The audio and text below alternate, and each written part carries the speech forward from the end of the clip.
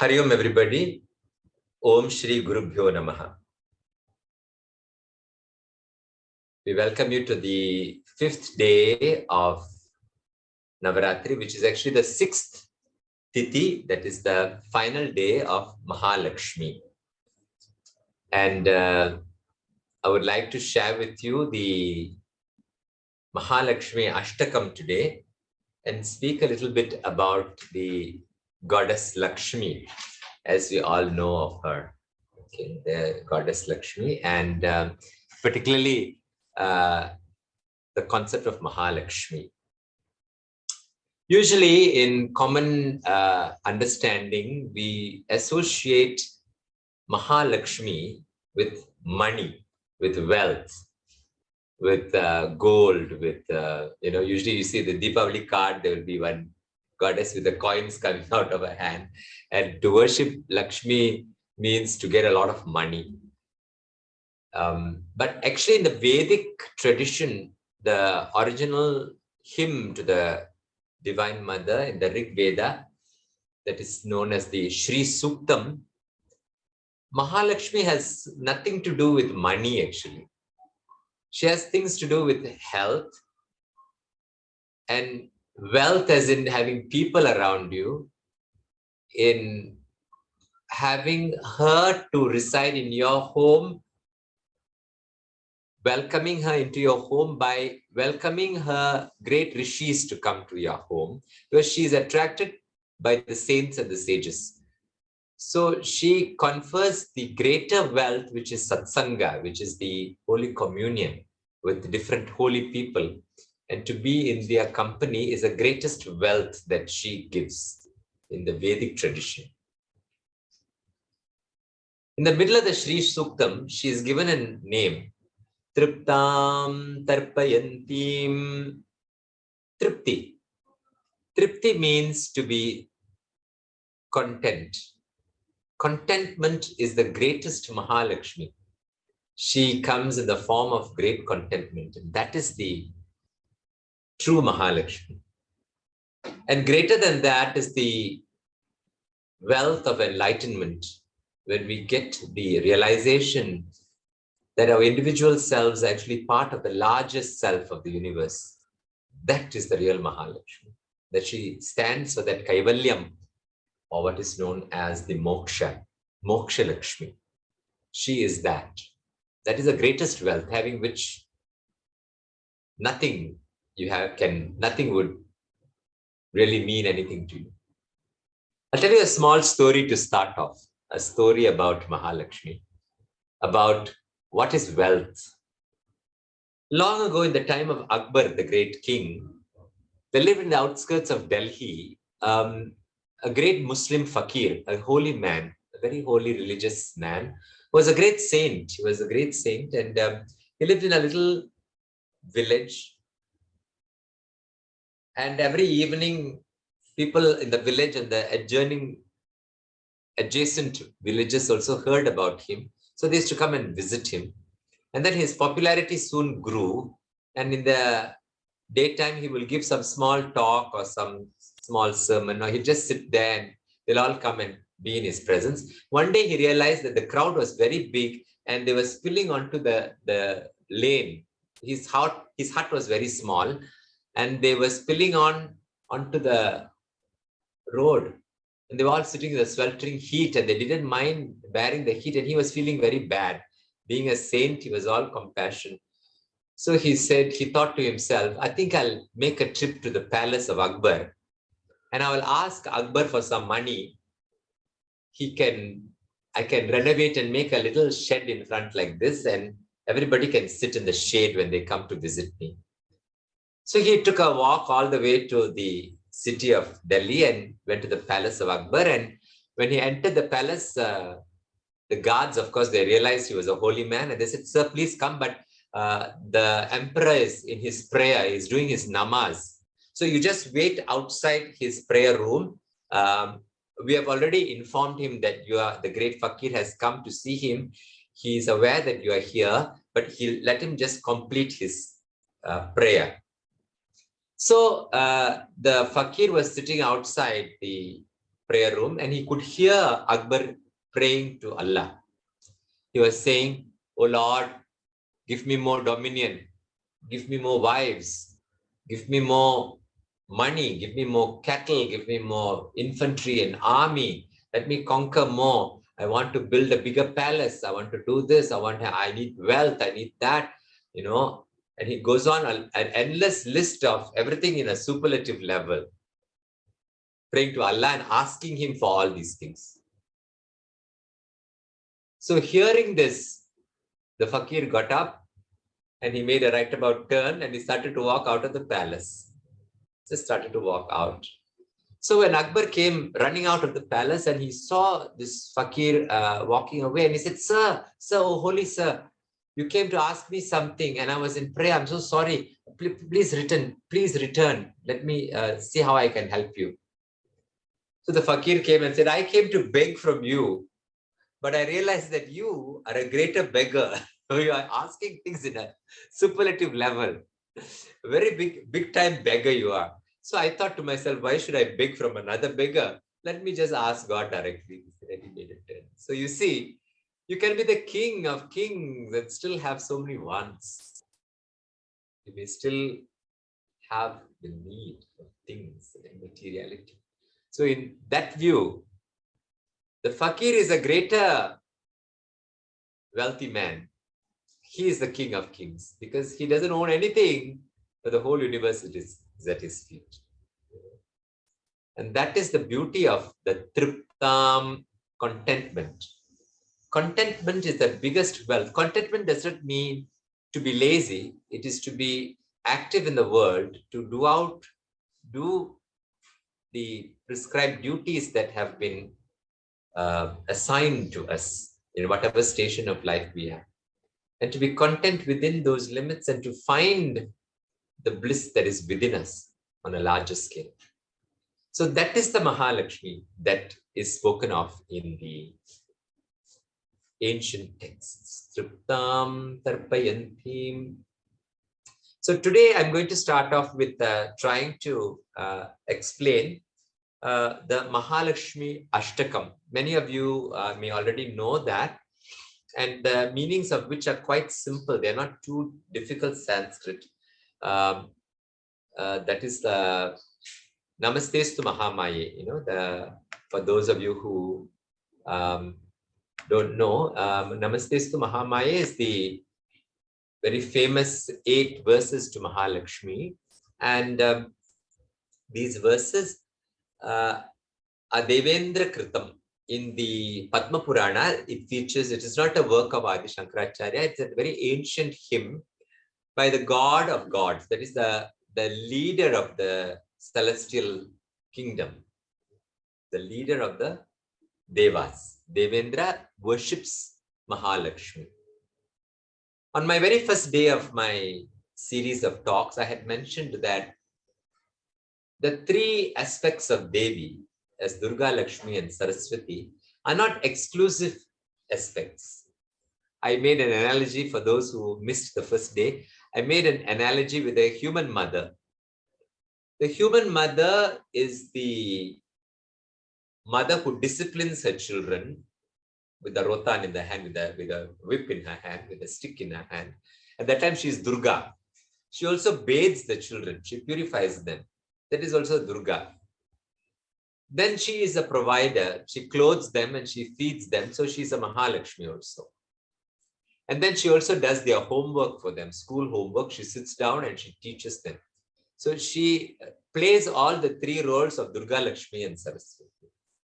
When she plays these roles, these roles are not exclusive. That means when she is teaching her children, she may also hold the cane in her hand. While she is Saraswati, she will be holding one Durga in her hand. When she's feeding her children, she'll also be a Durga sometimes. She's basically Durga. Durga Puja means 9 days, she's Durga only, including for her husband also. I must tell you one small joke to digress from this. There was one man who went to office, and in his office, he was a tyrant. He was like a real, he will just, everybody is terrified by him. Very strict, manager on the floor, factory floor. Like 500 people are afraid of this man. So his assistant one day told him, "Sir, you are like a lion, sir. You just come, you roar, everybody just the discipline that you inspire is amazing. One roar you do. So, sir, you're a lion here in the office. At home, are you also a lion?" He said, "Yes, I'm also a lion. Except my Durga sits on me." he said, my Durga also sits on me. So, yeah. So, the human mother plays the role of Durga, Lakshmi, Saraswati. And so you will find that while she's Lakshmi, she's also Durga. And while she's Saraswati, she's also Lakshmi. And while she's Durga, she's also Saraswati. So she can, the three roles, they coalesce into one form, not exclusive, though we worship them in a progressive system of 3 days of Durga to purify. And unless it is purified, then only it can be filled in with the wealth of virtues. And the wealth of virtues will prevent the vices from entering, because when you pack up the space with, when you clear a piece of land and you take off its weeds, the only way to prevent weeds from growing is to quickly plant beautiful trees there. Quickly, beautiful flowering. Of course, we have to go on weeding. And then the knowledge comes in to settle in that bed of this bed of virtues. So the progress is, it's progressive on the one way, but at the same time, it's not mutually exclusive on the other way. So when we talk about the Mahalakshmi Ashtakam, once again, you will find there is no mention of money or physical wealth, or that she's the giver of money and so on and so forth. So the next time you pray to Lakshmi, she'll say, "Sorry, you didn't read about my epithets. I'm not the one who gives you money." But no, she's also Dhanalakshmi, one of the Ashtalakshmis. She's also the goddess of money, and she's the goddess of grains, Dhanya Lakshmi. All the pulses that we eat, all sorts of protein, primary protein, even if you eat animal protein, all protein comes from pulses, from the urad dal, from the mung dal, from the rice, from the various kind of nuts and what have you. That is the great form of Lakshmi, because Lakshmi is actually, through the dhanyam, she becomes health, arogyam. Because health is real wealth. When you don't have health, you spend all your wealth on health to restore yourself back into your natural state of health. So health is wealth, especially when you grow older, you'll realize how much the insurance company is paying for you to survive, to keep yourself going. So health is wealth, and that is the great Lakshmi. So yes, so this beautiful Mahalakshmi Ashtakam starts with the first two verses starts off with Namaste, which means to bow. Namastestu Mahamaye, Shri Pite, Surapujite, Shankha Chakra Gadahaste, Mahalakshmi Namostute. Namastestu. Prostrations unto you, the great Mahamaya. Mahalakshmi is the first aspect in this thing, is a great illusory power. She has become this world, she has become you and me, and then she has veiled herself and imagines herself to be different. She has given herself different names, and she cast upon her own self a veil, making me Shankar and you Lakshmi and you Shamala and the other person Sharmini and like this Bhuma, and she makes herself different names. She and plays this game of illusion where she veils herself and assumes different forms. And then she plays the game of trying to unveil herself to get back to her original state. That is her game. Her world, she became this world, and this is a game. Why she's doing this? Until we become her, we'll never know that. Why, we will never know. Until we read the last chapter of the book, we won't know why the story is going like this. And the great illusion always makes it look like happiness lies outside. When we buy that BMW, only then will we be happy. When we have this beautiful meal, only then will happiness hit us. So we are constantly veiled into two things, into our identity and into the concept that we will have our happinesses in things external to us. So this is the great Mahamaya. And to come out of it, we beseech the Mahamaya. We pray to her, O Divine Mother, you have cast us into this veil, and it is your duty now to unveil yourself, to reveal yourself. And in all scriptures, Hindu scriptures, the deities are so beautiful, they're so beautiful. Like Mahalakshmi's beauty from head to toe, she is the beauty par excellence. So the beautiful Lord Shiva, so handsome, so beauty par excellence, all the deities. So the great Ramana Maharishi sings to Lord Shiva of Arunachala. He says, sir, if you but show me once your beauty, this mind that hankers after so many things would only hanker after you. To Arunachala, he sings, for those of you who know Tamil, Oor sutrullam vidadunai kandadangida unnalahai kaattu Arunachala. He says, Oor sutrullam. Our mind goes on Oor sutral. That means we roam the town with our mind roams. We go to arcades and shopping places, and our mind wants to satisfy its senses. Oor sutrullam, the mind. But if that mind were to see your beauty, which is beyond all these sensory perceptions, oh, it will get controlled. It will become lost in that beauty. Why don't you show your beauty to me? Oh, Mahamaya, unveil yourself, oh Mahalakshmi. Reveal your beauty to me. When you reveal that, all else will fade away. Like when the sun rises, all the stars just diminish. All the paltry pleasures of this world would just fade into nothingness compared to your beauty. So Namastestu Mahamaya. At the very beginning, we bow to that Mahamaya, the illusory power, and we say, Divine Mother, remove this illusion and reveal yourself. Mahamaye, Shri Pithe Surapujite. Shri Pithe. Shri is auspiciousness, that which brings happiness in every event in this world, be it food, clothing, name, fame, wealth, all those transitory bits of happiness. She pedestals herself, she sits herself in that auspiciousness. She is that which shines as happiness through all these paltry pleasures that come and go.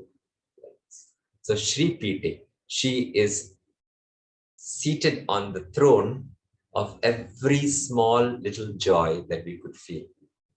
She's joy unalloyed, but she sits on these little joys, transitory. Shri Pite, worshipped by the Devas, Sura Pujite. Shankha Chakra Gada Haste, the implements of the conch, the discus, the mace, and she also holds a Padma. These are the implements held by her spouse Mahavishnu. Mahavishnu is seen to hold a Shankam, that is a conch, a Chakram, which is a discus, a mace, which is the Gada, and a Padma. So Mahavishnu is seen like this, and his spouse, which is Mahalakshmi, she is also suddenly seen as the feminine aspect, or the Vaishnavi. Vishnu in the female form is known as Vaishnavi. So she holds these four instruments. What do they denote? The conch denotes the Omkar.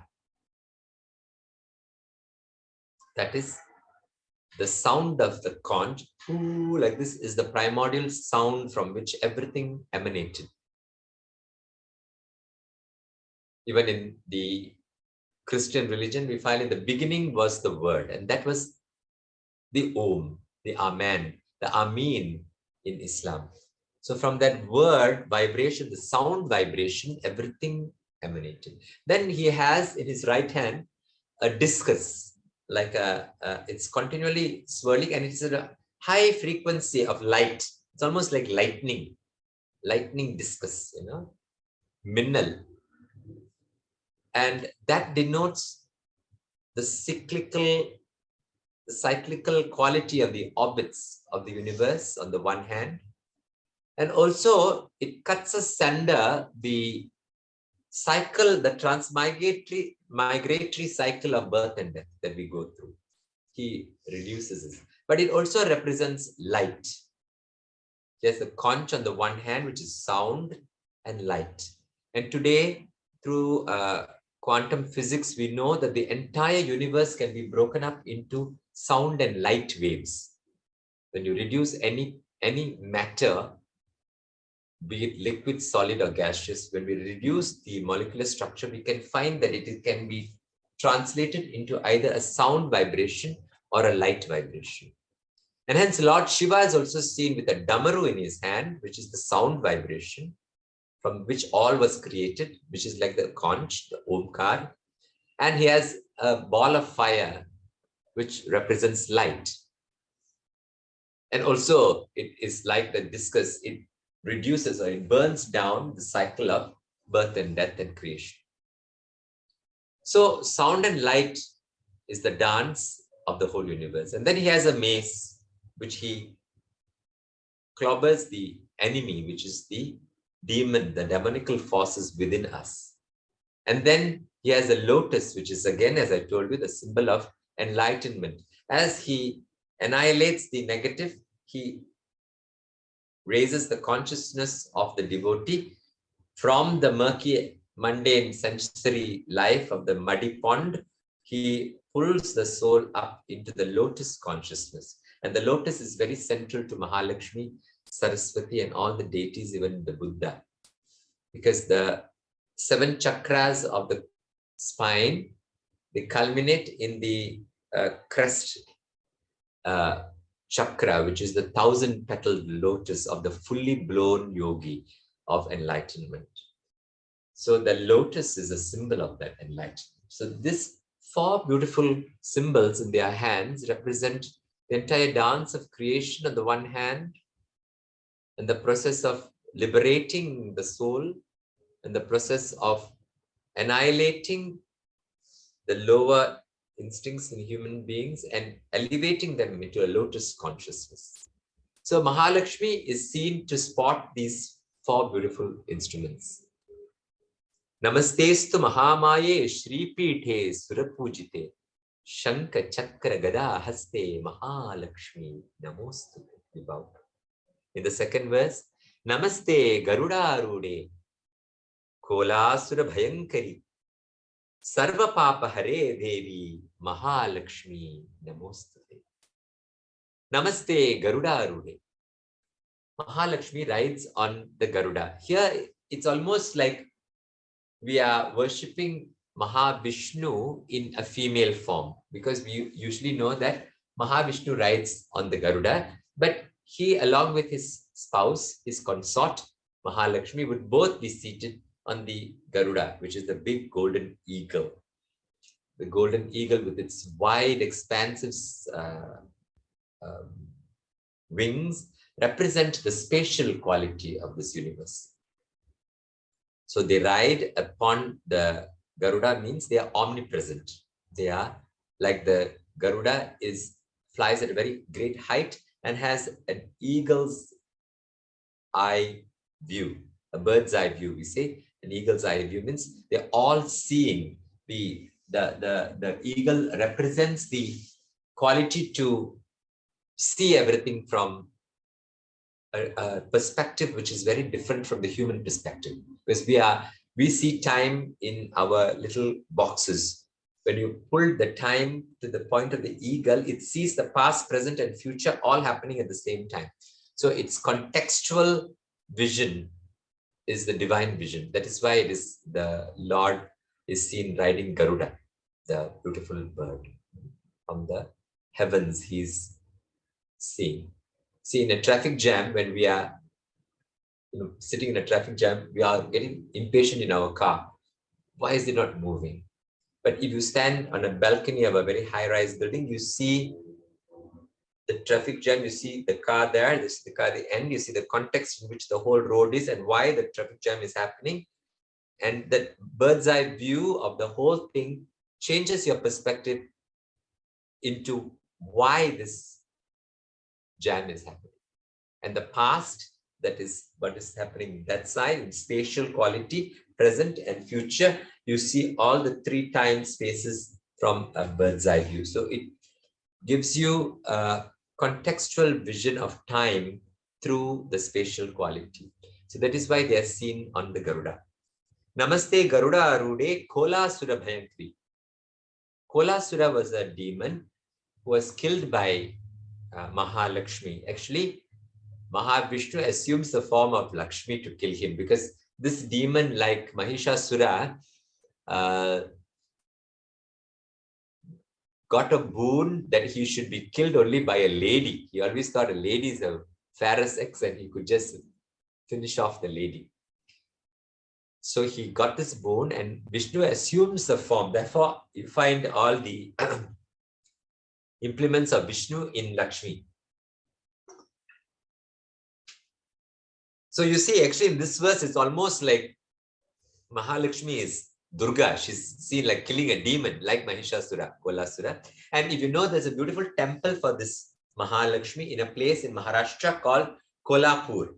Kolhapur Mahalakshmi. That Kolhapur gets its name because she's supposed to have killed the demon Kolasura in that space. Even they associate the beautiful temple of Mukambika, the Kollur Mukambika. The word Kollur also comes from the fact that she killed this Kolasura. Because the aspect of Devi, though she is Narayani, she is an aspect of Lakshmi also in the temple of Kollur. She has a Shankha Chakram in her hand. And she is all 3, Durga, Lakshmi, Saraswati, united in one form in Mukambika. So Kolasura Bhayankari, she causes terror in the Asura, the demon. Sarva Papa Hare Devi, Mahalakshmi Namostute. Papa Haram, she destroys all sinful actions, actions that go against the soul, actions that have a repercussion on us, that has a negative repercussion, negative karma repercussion. This Sarva Papa Hare reminds me of the beautiful verse of Adi Shankaracharya to the Devi in his Devi Aparadha Kshamapana Stotram. There is a beautiful verses to the Divine Mother beseeching her forgiveness. In the final verse, he says, Matsama Pataki Nasti, O Devi, equal to me, there is no sinner. He, Adi Shankara, the great saint, is praying, equal to me, Matsama Pataki Nasti, there is no Pataki, there is no sinner who have done enough papam like me. Of course, he's saying that prayer genuinely, but he's saying it also on behalf of us because we don't know how to pray. So he's making prayer so that we know. Then that prayer says, Tvatsama Papagni Nahi. Papagni. The second gram. Tvatsama, equal to you, a destroyer of sins, the fire that burns sins, Papagni. There is no fire or destroyer of sins equal to you. Equal to me, there is no sinner, O Divine Mother. And equal to you, there is no destroyer of sins. Yevam Nyatva Mahadevi, O Mahadevi, you know everything. Yevam Nyatva, Sarvajna, you know everything, Divine Mother. You know the past, you know the many, many births that I have come through, and the many, many births I'm going to go through. And you know the whole bird's eye view of life. Evam Nyatva Mahadevi. Yatha Yogyam, whatever is befitting me, Tata Kuru. May you perform that. The devotee is not asking her to burn his sins or fulfill a desire or anything like that. The devotee is saying, oh, Divine Mother, equal to me, there is no sinner. And equal to you, there is no destroyer of sins. You know everything. What is befitting of me? What I am to go through, endure. May you may you beautifully give me that. It's a very beautiful prayer. It's a very selfless prayer of asking forgiveness. He doesn't say, Mother, burn my sins. He says, you know what to do. You do that. Beautiful. So, Sarva Papa Hare Devi, you are the one who destroys all sins. Mahalakshmi Namostute. I bow to you, O great Mahalakshmi. Namaste Garudarude Kolasura Bhayankari. Sarva Papa Hare Devi. Lakshmi Namostute. The third verse is connected to what I just said. Sarvajne, Sarvavarade, Sarva Dushta Bhayankari. Sarva Dukkha Hare Devi. Mahalakshmi Namostute. I love this verse the most in this whole 8 verses. The way the verse is structured is like almost with associated meanings, the flow of associated meanings. Sometimes the meanings in the verse are dissociated. That's okay because it shows a contrast of feelings and emotions. Sometimes they're associated or they're linked. I feel it's linked in some way here. I told you just now, Yevam Nyatva Mahadevi, you know everything. So this word, the first word says, Sarvajne, O Divine Mother, you know everything. You're omniscient. You know everything. Sarvajne. Sarva Varade. You give every boon. When you ask the Divine Mother for a boon, it's like a child who asks the mother for a toy. You go to your mother and say, Amma, I want to have one of those toys, the nice Pokemon toy, or I want to have a PlayStation or something you ask. So the earthly mother will know this child, if he plays with this toy now, it's not going to be good for him.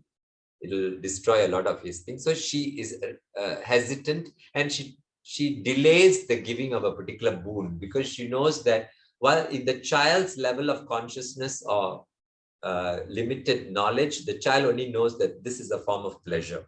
This is something that is going to better himself. The Divine Mother in her Sarvajne, she knows about the age of the child, the context in which the child is, his nature from a child, how the child has grown. So she would sometimes give the toy, sometimes she may not give the toy. Or she may ultimately give the toy. Sarva Varade, she gives everything. Sarva Dushta Bhayankari, Bhayankari means she causes terror. She causes fear and terror in the evil, wicked-minded people. She's all-knowing. She gives all gifts. And then she also ignites or she causes terror in the evil, wicked people. What usually prevents us from enjoying a particular gift or a particular thing that we have had in our lives?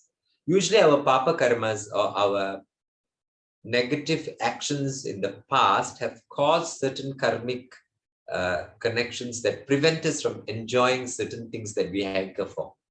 Usually, those karmas prevent us from a smooth enjoying a life of materiality and even spirituality for that matter.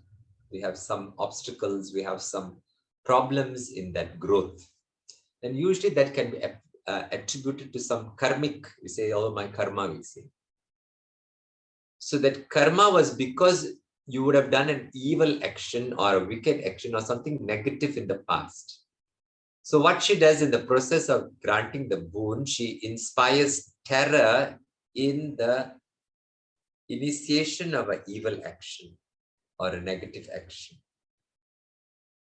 And that negative action would cause dukkha, will cause great sadness in us because we are, so for a young girl, sometimes a marriage in an Indian family is very important. So she's unable to get married. That becomes very sad. And that is because maybe because of some karmic things in the previous life. So, Sarva Dukkha Hare Devi, Sarva Dushta Bhayankari, Sarva Dukkha Hare Devi, Mahalakshmi Namostute. She removes the source of the problem, which was the Papa Karma. Sarva Papa Hare Devi. Sarvagnye, she knows everything. Sarva Varade, she gives everything ultimately. What prevents the giving would be some negative karma, for which she also reduces the dushta, the evil quality in us. It disciplines us. Sarva dushta bhayankari, sarva dukkha hare devi. She is the remover of sadness. Mahalakshmi. So this whole cycle of the karmic cycle, she sets it right. In this karmic cycle, in the Lalita Trishati, we find a beautiful combination of names of the Devi. Karma phala pradayai namaha. The boon of the karmas, the fruit of our karmas, she dispenses. So the karmic law is not a blind law of action and repercussion, but it is dispensed with great omniscience or great wisdom. It is given through great wisdom. So that wisdom, sarvagnye, because she is sarvagnye, karma phala pradaye namaha. And karunamrita sagaraye namaha. She is an ocean of compassion. Kalma shagnyai namaha. She reduces all the impurities inside the soul. So the process of evolution, while there is a formula of karma, good and bad, there is also the intervening grace of compassion that comes in to redeem you and give you those discounts and to take you as you progress, because the mesh of karma is a complicated matrix, which only the Divine Mother, because she is sarvagnye, eva myatva, she knows everything from the beginning, the inception of the soul. So we surrender to that, to her. Namaste. Mahalakshmi Namostute. Sarvagnye, Sarvavarade, Sarva Dushta Bhayankari, Sarva Dukkha Hare Devi, Mahalakshmi Namostute.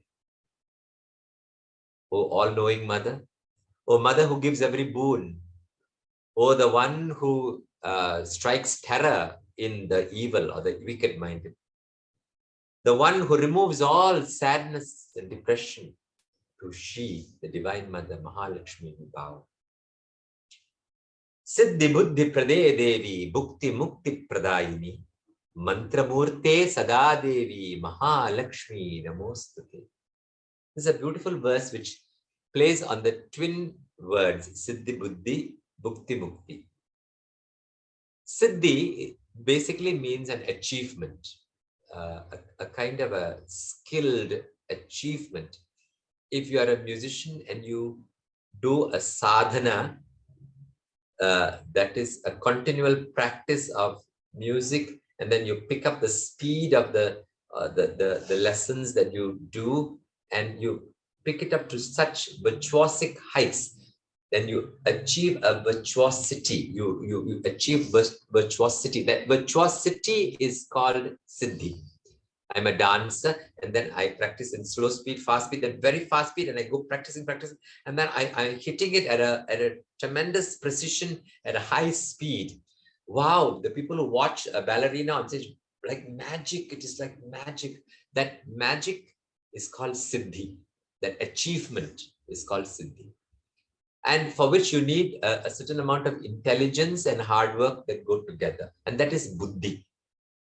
So the achievement and the intelligence, siddhi buddhi, these are also to be seen as the two wives of Lord Ganesha also. So Ganesha is seen as a brahmachari. Wives mean the powers that he has with him. So the siddhi buddhi. Buddhi also means not just intelligence, but discrimination. That is, you know what is right and what is wrong, and you can discern between the two. And then you only follow that which is right and not go back and forth into that which is wrong and right like this, like fickled or distractedly. See, the quality of the devotee or the disciple or the student should be that of a bee mentality and not a fly mentality. The fly would sit on dirt and filth and fecal matter, and also sit on honey and nectar and so on and so on. It doesn't know the difference between the two. It just sits on anything. Whereas a bee will only go for the honey. It will never go to anything else. And so the buddhi means to be able to know that which is right and to only attack that which is right. That is buddhi. The intelligent use of the brain is buddhi. So Siddhi Buddhi Prade Devi, the one who grants the achievement and the intelligence that goes with that process of achievement. Siddhi Buddhi Prade Devi, Bhukti Mukti Pradayini. Bhukti is to enjoy the material world, enjoy the senses, tasty food, cinema, music, fragrances, clothing, house, wealth, family life, everything that falls under the bhoga or the enjoyments of the sensual enjoyments. She grants the sensual enjoyments, and she also grants liberation, mukti. The path to mukti is usually one of renunciation, where you renounce all that transitory pleasures of the earth in order to pursue the bliss of the soul. So they are like two oppositional things. The sadhaka and the spiritual path is actually swimming upstream against the flow of the earth, which is everyone on the earth plane is enjoying the senses this way. But the spiritual aspirant is going against the current of living a very simple life away from materiality and with the bare minimum, and trying to reach the inner recesses of the heart and try to get the source from which one came and from which one's all happinesses come from, the inner core. So that path is against the current of the world. This current is called mukti, two oppositional currents. The spiritual aspirant is a celibate. He doesn't want to get distracted and lose his vital energies into the world. So he's swimming against the vast majority of currents like this and going, searing through the oppositional to the current of the world. And this Divine Mother, what the Divine Mother does is, she gives both. How is that possible? She gives both. She gives the joys of the earth, and she gives also the liberation. Mahalakshmi. There's great saints who lived without eating, like you read in the autobiography of a yogi, Saint Teresa Newman, beautiful Christian mystic of Albania. And then we have Giribala, who's another non-eating saint. So they never ate. So the great saint Lahiri Mahashaya was asked, sir, they don't eat. So he says, yeah, I too have the power not to eat, he says. But the Divine Mother has created such an abundance, a buffet of such lovely things in this earth, nuts and fruit and vegetation for us to enjoy a variety. And by not eating, I'm not honoring her. If a mother has cooked for you, and then you say, oh, sorry, I'm fasting, I'm not going to eat. The mother says, what nonsense. I have spent so much of time here cooking for you. Either way, it is perfect. Either way is fine. But I'm just saying that bhukti mukti, the joys of the earth and liberation are in opposition. But the Divine Mother confers both. She gives you both in the royal path because she's mother. She provides, no? She provides as the nourisher, as Mahalakshmi. She gives everything. She said, Ramama, you enjoy everything, Kana. You enjoy this world, and then I will come and give myself also ultimately to you, both. But enjoy in moderation. Moderation is mitahara. When we eat in moderation. We enjoy a little.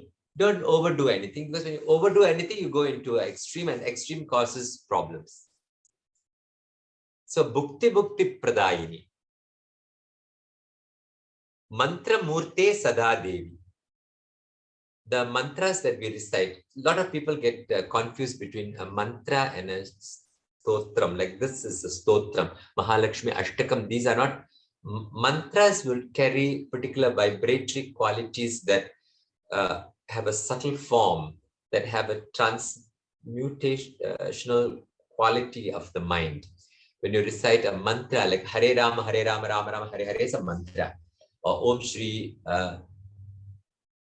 Ramaya Namaha is a mantra, or Om Namo Bhagavate Vasudevaya is a mantra, or Om Aim Him, or Om Dum Durgaye Namaha is a mantra. It usually is preceded with Om and then with a obeisance again, and usually, sometimes not just like that. And these mantras or these sacred syllables, they carry vibratory qualities.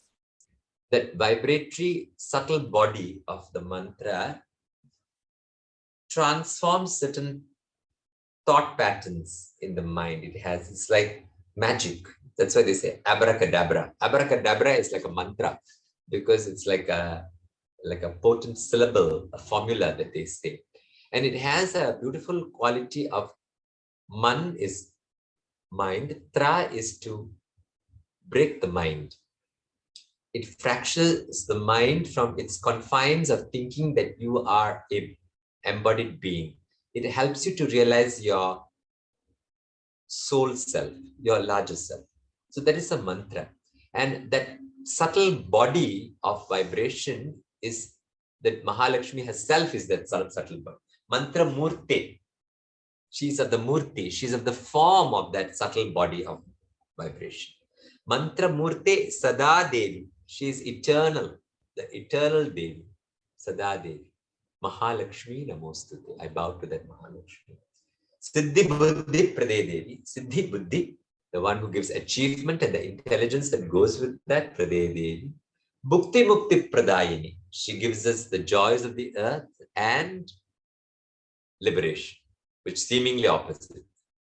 She resolves the opposition and she gives us both. She doesn't deny us anything. Mantra Murte Sada Devi. And that which takes us to liberation is the mantra. And she is of the subtle form of that mantra. To that Mahalakshmi we bow. Next we have Adyanta Rahite Devi Adya Shakti Maheshwari. Yogaje Yoga Sambhute Mahalakshmi Namostute.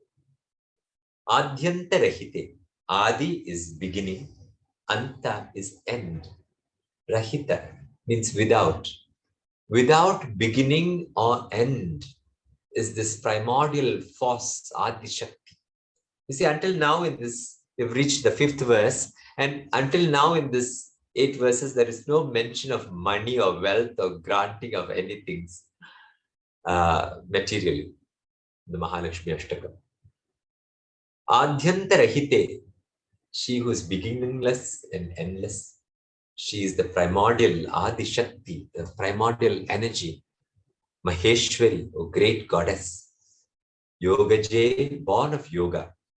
Yoga means the union of the individuality merging in its consciousness with the larger self. That means Shankar would lose his identity as Shankar and merge in the consciousness of the divine. There is no individuality. That point of merging, like an individual river would merge into the ocean, and that point of merging is called yoga. She who is born of yoga and who is, she's born of yoga. That means in the union, she's born, where the individuality merges in the sublime. In the divine, she is born. Yoga Sambhute, and she permeates this entire union. Yoga Sambhute, she permeates, she goes into, she permeates, she is present, omnipresent in the process of yoga. Yoga Sambhute, Mahalakshmi Namostute. Adhyantarahite Devi, the one who is without beginning and end, Adi Shakti Maheshwari, Adya Shakti Maheshwari. She is the primordial power of this universe. Yogaje, born of yoga and who permeates yoga, Yoga Sambhute, Mahalakshmi Namostute. Stula Sukshma Maharaudre. She's almost like Kali here. Maharaudre means who is very angry. Stula means gross. The physical world, the gross world, the material world, we can see objects, we can touch them. And then Sukshma is subtle. It's neither black nor white, the gray areas of thought. What is right, what is wrong, what is black, what is white.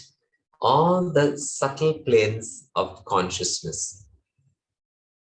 Those subtleties, the gross and the subtle. Stula Sukshma, both she consists. That which is gross, that which is subtle. Stula Sukshma Maharaudre. Very angrily she would assume the angered form when she is about to kill the demon, especially. That's just like your physical mother. When she is very angry to control the child, she has to feign anger sometimes, or she may really get annoyed. But that anger, as I said yesterday, has a chastising quality, has a quality of disciplining. So it's good anger. It is not anger born of the ego.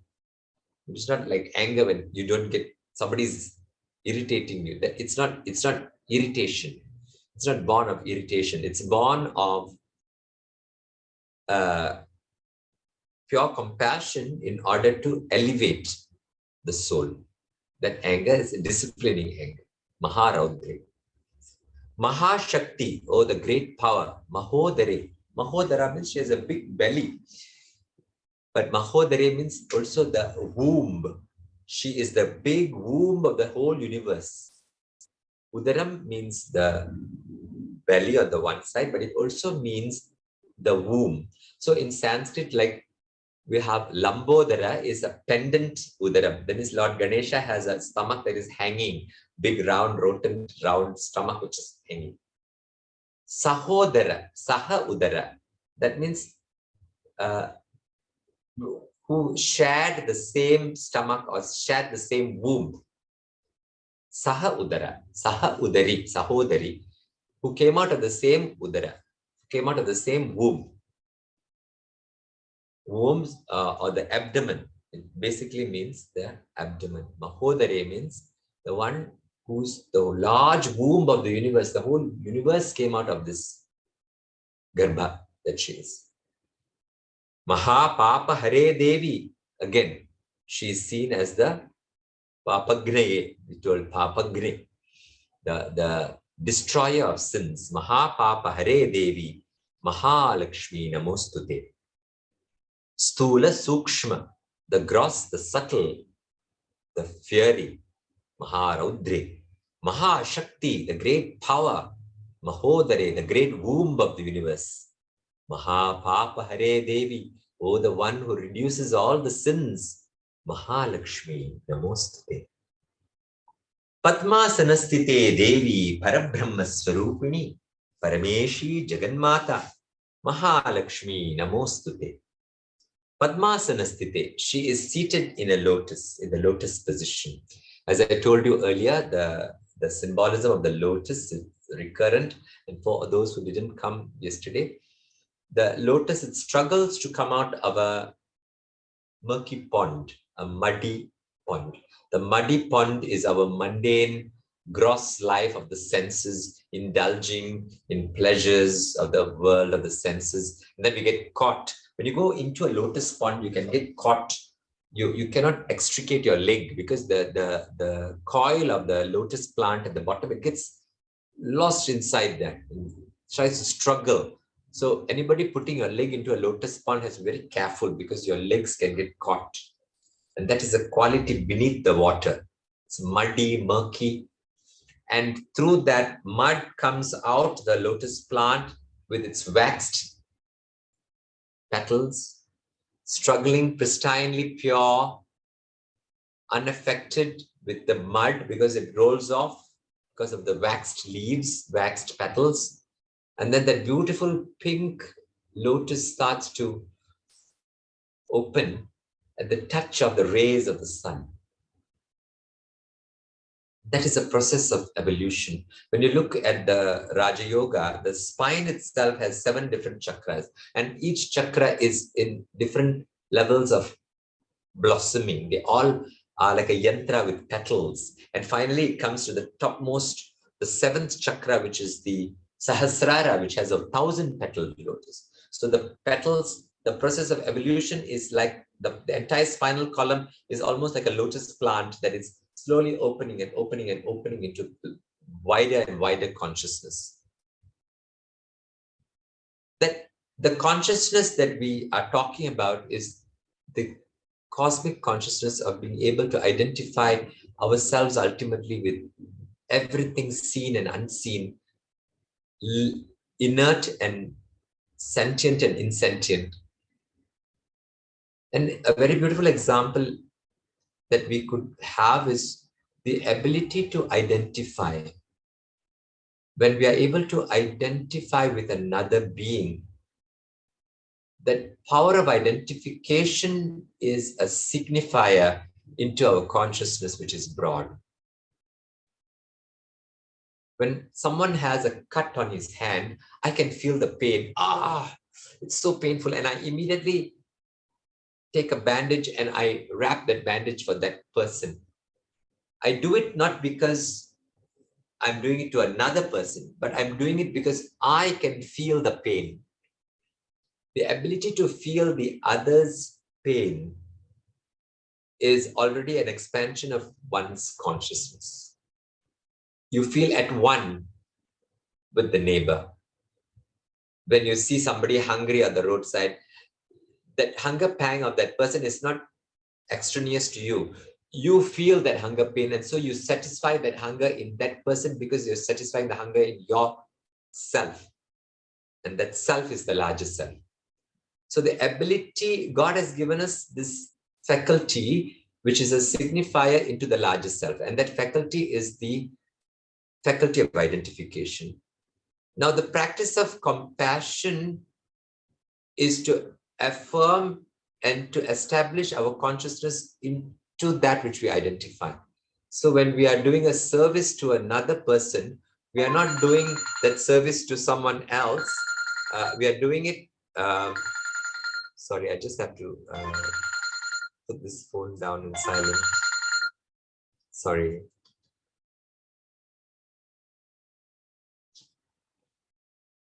The ability to identify with another, and then the practice of compassion that goes with that identification is the expansion of the smaller self into the larger self.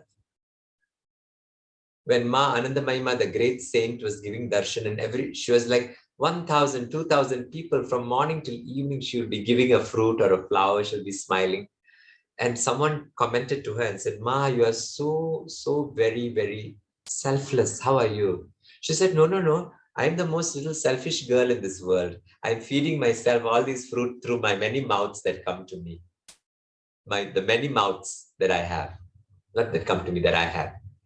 So she never felt that she was doing this to another being.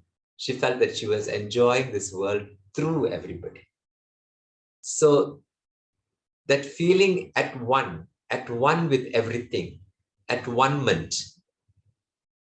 So in Christianity, we have, or in the Abrahamic religions, we have this word called atonement. We atone our sins. Atonement, when you spell it, it's actually at one-ment. At one-ment. Because we didn't feel at one with everybody, we sinned. When somebody was crying, we just put a deaf ear to that. We didn't feel the cry in us. So that became a sin. And how do we, at one-ment for that sin, is to re-establish that feeling of oneness. And that is sin and virtue. Virtue is actually not virtue, it is leading us to feel the oneness. And that's the struggle that we have. When we say civic consciousness, to be civic, to be selfless. To be selfless is actually being selfish, the bigger self. So that beautiful feeling of at one-ment leads us to that cosmic consciousness of the lotus. The lotus, the 1,000-petal lotus, opens the consciousness from the limited self, the individual Shankar self like this, to the broader self where you lose your identity as an individual and you feel yourself pulsating in everything and everyone. And the Divine Mother, she sits on that lotus, Padma Sanastite. She's that consciousness. Padma Sanastite Devi Parabrahma Swarupini. She is of that nameless, formless entity. God, we say God, whatever. She is that. Parabrahma Swarupini. Parameshi, oh great lady, oh great goddess. Jaganmata, she is the mother of the universe. When we say Jaganmata, we have a relationship with her. We establish the maternal tie, the bond with her. Jaganmata, Mahalakshmi, Namostute, we bow to you. Padma Sanastite Devi, Parabrahma Swarupini. Parameshi, Jaganmata, Mahalakshmi, Namostute. Then we have the last verse, Shwetam Baradhare Devi. She's wearing a white sari, Shweta Ambara. Ambara is cloth. She's wearing a white sari, Ambara Dhare Devi. White sari, Lakshmi, usually we think Saraswati is wearing white and Lakshmi is wearing gold, or like a lotus, she's pink, like a lotus. Right? But how come she's wearing white? White is the color of purity, of sattva, where all the colors reflect and dissolve out of white, right? So she's the substratum of all this universe. All colors have to sit from white, otherwise there's no color. So she is the substratum of the many colors of this universe. She is a purity, sattva, like Saraswati. So I told you they are not mutually exclusive. They are, Saraswati is Lakshmi, Lakshmi is Durga, Durga is Lakshmi. They're all like mixed into one. Shwetambaradhare Devi, Nana Alankara Bhushite. While she's white, she has all different kinds of ornamentation on her. All ornaments of everybody. I'm wearing this kurta, you're wearing a dress, somebody's wearing an earring. The whole universe is adorned by so many different things. Buildings are adorned, everything is adorned, adornments. She is, different kinds of adornments adorn her in this universe. The stars adorn the sky, the oceans adorn the earth. Like this, all the adornments that govern everything, because behind the adornments is the self. But she herself is the adornment also. So that doesn't exclude her from anything. Shwetambaradhare Devi, Nana Alankara Bhushite, Jagastite. This whole universe, she is stitam. In English, we have the word stand. That sta, that stita, to stand. That root for stand is stitam, to stand in Sanskrit. The same sta, the same root. I was telling how English is a very much a Asiatic language more than a European language. So there is no boundaries between Europe and India, and all the divisions dissolve linguistically, at least. In the soul, of course, we're all one. Jagastite, she stands as this universe, in this universe. Jaganmata, O Mother of the Universe. Mahalakshmi Namostute. That's the last verse. Shwetambaradhare Devi, Shwetambaradhare Devi, Nana Alankara Bhushite, Jagastite Jaganmata, Mahalakshmi Namostute. So this is the beautiful Mahalakshmi Ashtakam, the 8 verses which I went through with you just now.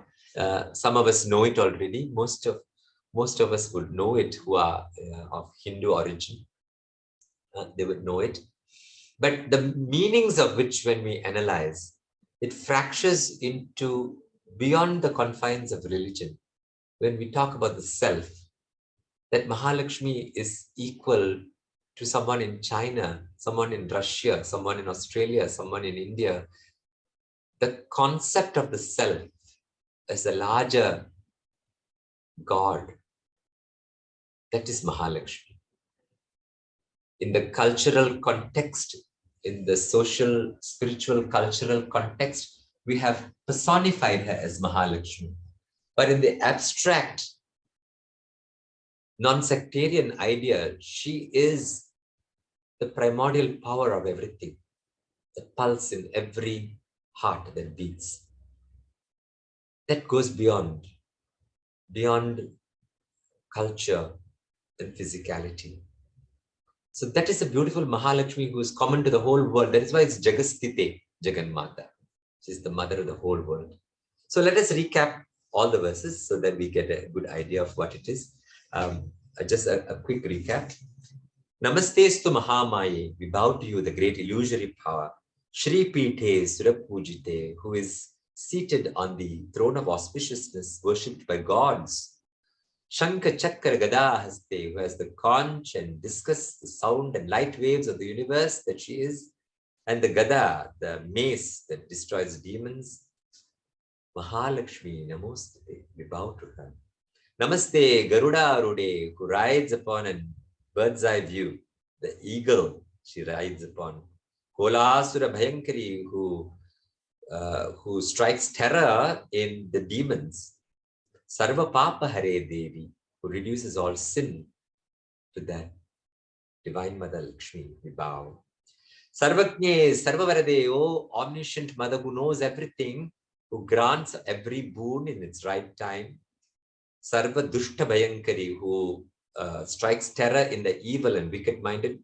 Sarva Dukkha Hare, the one who removes all sadness and depression. To her we bow, Mahalakshmi. Siddhi Buddhi Prade Devi, the one who gives achievement and the intelligence, the one who gives pleasures, bhukti, mukti, and liberation. Maha Mantra Murte, the one who is of the subtle form of mantras. Sada Devi, eternal mother. Mahalakshmi Namostute. Adyantarahite Devi, O mother who's without beginning or end, who's the primordial power, Adi Shakti Maheshwari, Yoga J, born of yoga or union of the self, Yoga Sambhute, who permeates the entire yogic process, Mahalakshmi Namostute.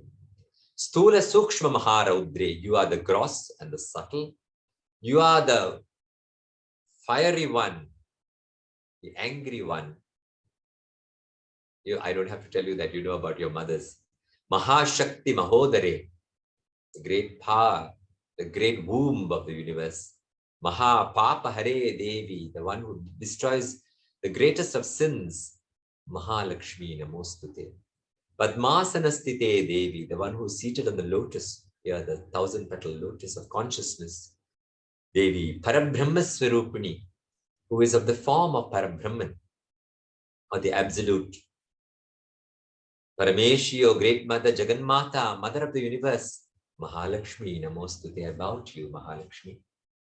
Shvetam Bharadare, who's clad in white raiment, who's clad in purity itself, the substratum, the one white neutral base of everything. Devi, Nanalankara, and adorned with all the colors and all the adornments and ornaments and dresses. Nanalankara Bhushite, Jagastite, standing in this universe, in everything. Jagannatha, Cosmic Mother, Mahalakshmi Namostute.